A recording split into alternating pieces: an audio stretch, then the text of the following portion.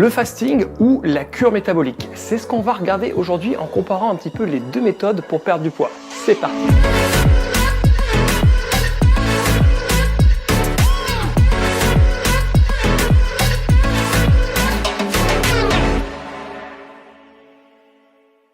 Salut à tous, j'espère que vous avez la forme et la santé. Alors aujourd'hui, on va regarder un petit peu le fasting ou le jeûne intermittent pour ceux qui connaissent et on va le comparer à la cure métabolique en termes de résultats, d'avantages et d'inconvénients. Alors je vous invite à vraiment rester jusqu'au bout de la vidéo parce que j'ai une petite surprise pour vous à la fin de la vidéo. Je vous en dis pas plus, je vous donne rendez-vous tout à l'heure. Alors le jeûne intermittent ou le fasting, c'est un peu pareil, hein, c'est le même nom, a été popularisé il y a quelques années par un coach et c'est marrant parce que voilà, il a cartonné hein, quand ça fait maintenant entre 3 et 4 ans, je crois que ça cartonne sur le web. Donc voilà, une simple recherche Google et vous allez trouver pléthore de vidéos et pléthore d'articles qui en parlent. Et ce qui est intéressant avec le jeûne intermittent, c'est que quand il s'est démocratisé, quand il est arrivé un peu en France et qu'on a commencé à en parler, eh ben, il a souffert un petit peu des mêmes barrières, des mêmes croyances limitantes que souffre aujourd'hui la cure métabolique pour perdre du poids. Alors en effet, le jeûne intermittent, comment ça fonctionne? Comme son nom l'indique, il s'agit de faire du jeûne de manière intermittente, c'est-à-dire de couper sa journée en deux, une période relativement longue où on va jeûner et une période relativement courte où on va s'alimenter. Le jeûne intermittent le plus connu, c'est le 16-8, 16 heures de jeûne pour 8 heures d'alimentation réparties en 2 ou 3 repas. Alors, généralement, les coachs qui ont popularisé cette méthode ou les gens qui s'y sont mis, en fait, ils ont tout simplement dit il suffit de supprimer le petit-déj, de sauter le petit-déj. Donc, vous mangez à 20h le soir et vous remangez le lendemain à midi. Ça fait donc 16 heures de jeûne. Vous mangez à midi, vous prenez une collation vers 4h et vous remangez à 20h. Donc c'est pour ça que ça ressemble un petit peu, c'est pour ça je veux dire qu'il y a eu beaucoup de barrières avec le jeûne intermittent au début, c'est qu'on a dit attendez, il faut supprimer le petit déjeuner. Mais je croyais que le petit déjeuner c'était le repas le plus important, etc., qu'il fallait surtout pas le supprimer, etc., etc. Donc il y a eu beaucoup de barrières par rapport à ça et au début il n'a pas été très bien perçu, mais au final on s'est rendu compte que ça marche extrêmement bien et qu'effectivement un petit déjeuner rempli de céréales, de sucre, etc. n'était pas forcément ce qu'elle devait de plus intelligent à prendre le matin au réveil. Donc ces mêmes barrières qu'a rencontré le jeûne intermittent il y a quelques années, je les rencontre un peu aujourd'hui quand je parle de la cure métabolique ou quand des clients viennent me voir au début qu'ils hésitent un petit peu, ils me disent oui mais attends, ta méthode où tu promets de perdre autant de poids aussi rapidement et puis surtout de pas le perdre, enfin de pas le reprendre, je veux dire de le stabiliser sur le long terme, voilà, c'est un peu bizarre, j'y crois pas trop, c'est pas ce que j'ai appris, c'est pas ce que j'ai entendu, etc., etc. Et je peux pas leur en vouloir parce que moi-même, quand j'ai découvert cette méthode, j'avais ces barrières-là, j'avais ces croyances limitantes et je me disais, ah bah non, forcément avec une méthode pareille, on va avoir un effet yo-yo ou forcément on va perdre de la masse musculaire plutôt que de perdre du gras. Et il s'avère que pas du tout, ça fonctionne très bien et ça va un petit peu à l'encontre des croyances que je pensais avoir. Alors elle commence à se démocratiser, la cure métabolique, comme le jeûne intermittent, forcément ça marche tellement bien. Donc ça commence tout doucement à arriver en France, donc en Allemagne ça a cartonné déjà, tout le monde quasiment la connaît, et ça arrive tout doucement en France, et je pense que ça va vraiment gagner en popularité, comme ça a été le cas du fasting il y a quelques années. Alors revenons-en au fasting pour l'instant, au jeûne intermittent, quels sont ses principaux avantages? Le premier, c'est qu'on a un rétablissement du cycle circadien. Je vous en avais parlé dans une autre vidéo. Le cycle circadien, c'est un petit peu notre horloge interne. Et elle a tendance un petit peu à se dérégler avec le monde moderne et le monde occidental. Et du coup, le jeûne intermittent réussit un petit peu à replacer le rythme circadien, on va dire, dans le bon sens. Alors le fasting, son deuxième gros avantage, et c'est là une de ses très grosses forces, c'est son impact qu'il a sur l'insuline. Alors l'insuline, c'est une hormone très importante, elle est entre autres responsable de notre prise de poids quand on abuse de sucre, puisque son rôle est justement de faire baisser le sucre dans le sang et de venir le stocker. Et donc du coup, c'est vrai que le jeûne intermittent a vraiment un rôle majeur sur cette hormone-là, permet vraiment d'avoir moins de pics d'insuline et donc d'éviter ce qu'on appelle la résistance à l'insuline, c'est-à-dire qu'au fur et à mesure du temps où on a de plus en plus de pics d'insuline, nos cellules deviennent résistantes à l'insuline et on a des problèmes, notamment le diabète de type 2 pour le plus connu. Donc deuxième gros avantage du jeûne intermittent, son impact sur l'insuline. Troisième avantage du jeûne intermittent, c'est l'augmentation de l'hormone de croissance. Quatrième avantage, l'augmentation du métabolisme. Alors pour le métabolisme, je sais que vous êtes nombreux à me poser les questions. J'ai une vidéo qui arrive très bientôt sur le métabolisme, je vous explique tout de A à Z. On a bien sûr ce qui nous intéresse le plus en 5e avantage, c'est une perte de poids, j'y reviendrai juste après, et notamment une perte de gras assez localisée. En tout cas, on perd vraiment, on sèche pas mal avec le jeûne intermittent, on arrive vraiment à aller chercher le gras, donc ça c'est assez intéressant. Et il y a d'autres avantages liés à des maladies dégénératives comme Alzheimer, etc. Bien que sur ce point-là, tout le monde n'est pas d'accord non plus, et il y a un petit peu, on entend un peu tout et son contraire. Donc je mets une petite parenthèse sur ce dernier point, mais en tout cas déjà, vous avez vu, il y a pas mal d'avantages sur le jeûne intermittent. Alors, les désavantages, je vais y venir. Je connais bien cette méthode, le jeûne intermittent, parce que je l'ai moi-même pratiqué et je l'ai fait pratiquer à pas mal de mes clients. Et en toute franchise, la première version de mon programme que j'ai créé en ligne s'appuyait sur le jeûne intermittent et non pas sur la cure métabolique.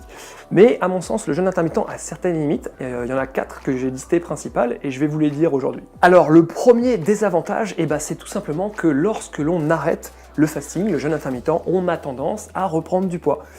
C'est un petit peu un mode de vie qu'il faut garder un peu sur le long terme. Et c'est pas forcément ce que tout le monde a envie. Il y en a qui ont envie au bout d'un moment de reprendre un petit déj, que ce soit pour des raisons perso ou des raisons familiales. Et du coup, c'est vrai que quand on arrête le fasting, généralement, pas tout le temps, mais généralement, on a une reprise de poids. Donc voilà, ça c'est un de ses premiers défauts et un de ses plus gros défauts à mon sens. J'ai moi-même d'ailleurs pu le tester quand j'ai arrêté le fasting et je l'ai notamment aussi vu sur mes clients qui, lorsqu'ils arrêtaient le fasting, reprenaient quelques kilos. Deuxième désavantage à mon sens, j'en ai parlé juste avant, c'est qu'on se désocialise un petit peu. Alors, j'ai dit ça entre parenthèses, mais je parle surtout pour les parents notamment, ou pour, en tout cas, pour les personnes qui aiment faire des petits déjeuners en famille, par exemple, là du coup ce n'est plus possible, on ne peut plus petit déjeuner, donc ça ne nous empêche pas d'être là bien sûr, mais c'est vrai que ça nous coupe un petit peu des fois de ces moments qu'on pouvait avoir en famille, notamment autour du petit déjeuner. Troisième désavantage, alors là c'est pas vraiment lié au fasting lui-même, mais c'est plus à ce que ça engendre dans l'état d'esprit de certaines personnes, c'est que il y a certaines personnes qui se disent « Ah c'est bon, je fais du fasting, je saute mon petit déj », mais du coup, qui le reste du temps ne mangent pas forcément équilibré, voire même complètement déséquilibré avec du fast-food ou quoi ou qu'est-ce, et du coup utilisent un peu le prétexte de faire du fasting en se disant « Ah mais c'est bon, je saute le petit déj », pour se justifier, on va dire, de leur perte de poids ou de quoi que ce soit. Donc ça c'est vraiment donc c'est pas lié au fasting en lui-même, mais c'est plutôt une dérive.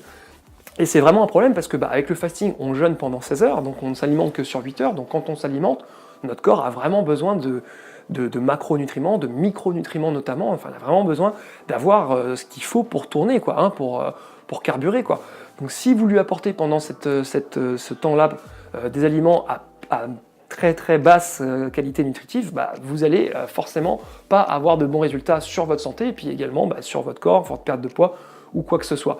Et ça, honnêtement, je l'ai déjà vu plusieurs fois, des personnes qui font le fasting en mode ouais, mais je mange une pizza, ou alors je fais 4 jokers dans la semaine avec des apéros un peu partout. Et du coup, voilà, c'est un petit peu une dérive du fasting que j'ai pu remarquer par rapport à ça. Quatrième défaut, à mon sens, là aussi, c'est un défaut à moitié, on va dire, mais quand même, c'est qu'avec le fasting, on n'apprend pas vraiment à structurer et à équilibrer son repas. C'est-à-dire qu'on fait du fasting, ok, mais dans la méthode intrinsèquement, c'est-à-dire si on ne fait pas des recherches à côté, si on fait des recherches à côté, oui, mais si on n'en fait pas, si on prend juste la méthode et qu'on l'applique, on n'apprend pas à savoir qu'est-ce qui est bon pour moi, qu'est-ce qui n'est pas bon pour moi, comment équilibrer mon assiette moi-même, comment savoir quel aliment à moi me correspond ou ne me correspond pas parce qu'il me fait grossir ou pas grossir, etc. etc. Et ça, c'est vrai que je trouve que c'est dommage. Alors si on compare ça à la cure métabolique, on se rend compte qu'on n'a pas forcément ces désavantages-là. Et c'est d'ailleurs pour ça que je l'ai choisi. Si je reprends par exemple le premier point, l'effet yo-yo entre guillemets, c'est-à-dire le fait qu'on reprenne du poids après le fasting, avec la cure métabolique, on n'a pas ce point-là. C'est-à-dire qu'on a une phase de 3 semaines où justement on reprogramme notre hypothalamus, notre métabolisme, sur son poids de référence. Donc après, même si on reprend sa vie normale, sa vie qu'on avait jusqu'avant, on ne reprend pas de poids, on stabilise une bonne fois pour toutes. Et ça, c'est la grande force de cette méthode notamment. Donc ça, c'est déjà un premier point. Le deuxième point, c'est qu'on apprend vraiment avec la cure métabolique à voir quel aliment est bon pour nous, quel aliment n'est pas bon pour nous. Encore une fois, dans la phase de stabilisation, mais aussi dans la phase après-cure, où on a une phase de test un petit peu, et on va rapidement voir quel aliment nous fait grossir et quel aliment ne nous fait pas grossir. Donc ça, on a vraiment une réelle éducation sur ce qui nous convient dans notre alimentation, et ça, c'est également quelque chose de très intéressant que le fasting n'a pas. Et toujours sur ce point, c'est vrai qu'on apprend, il y a des recettes, etc.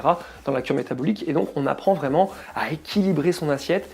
Pour ceux qui passent par Reborn 21, mon programme, en plus, vous avez vraiment un module complet où je vous apprends comment justement, à quelques règles simples, équilibrer votre assiette et être sûr de faire les bons choix à 99% du temps.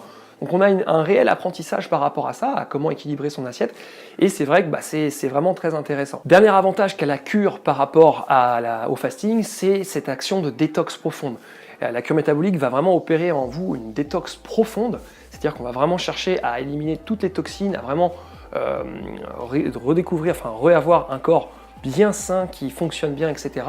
Alors que le fasting va le faire d'une certaine façon, mais pas autant en profondeur.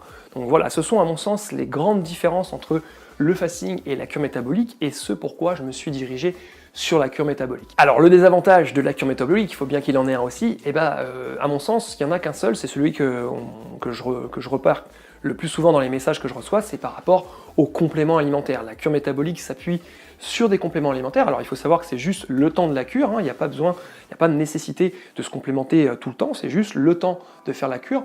Et ce sont principalement des vitamines, des minéraux, des oméga 3, des antioxydants, ce genre de choses en fait, qui justement vont nous aider à faire une détox profonde. Donc c'est vrai que certaines personnes ne sont pas fans de prendre des compléments alimentaires, de une, et puis au niveau du coût, des fois c'est aussi un frein. Donc c'est vraiment son grand désavantage. Alors il faut savoir qu'il y a quand même plusieurs versions de la cure. On peut faire des cures avec vraiment des budgets, je pense, accessibles pour la plupart d'entre nous, pour les premiers.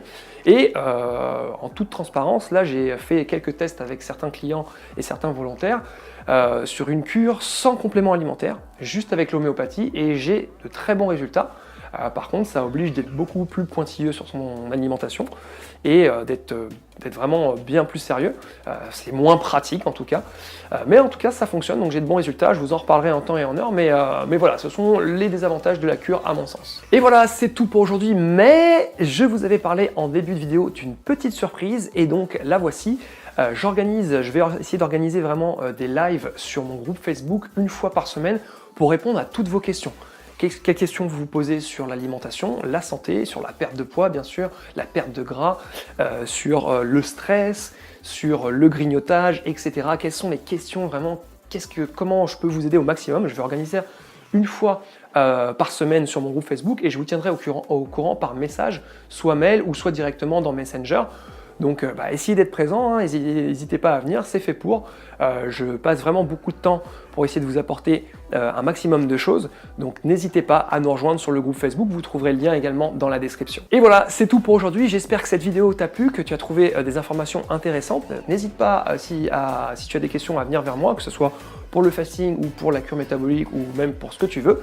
Je suis dispo, il n'y a aucun souci. En attendant, tu peux t'abonner à la chaîne, mettre un gros pouce bleu si cette vidéo t'a plu, la petite cloche des notifications, bien sûr, pour être prévenu en temps et en heure de la prochaine vidéo. Et je te fais un gros bisou.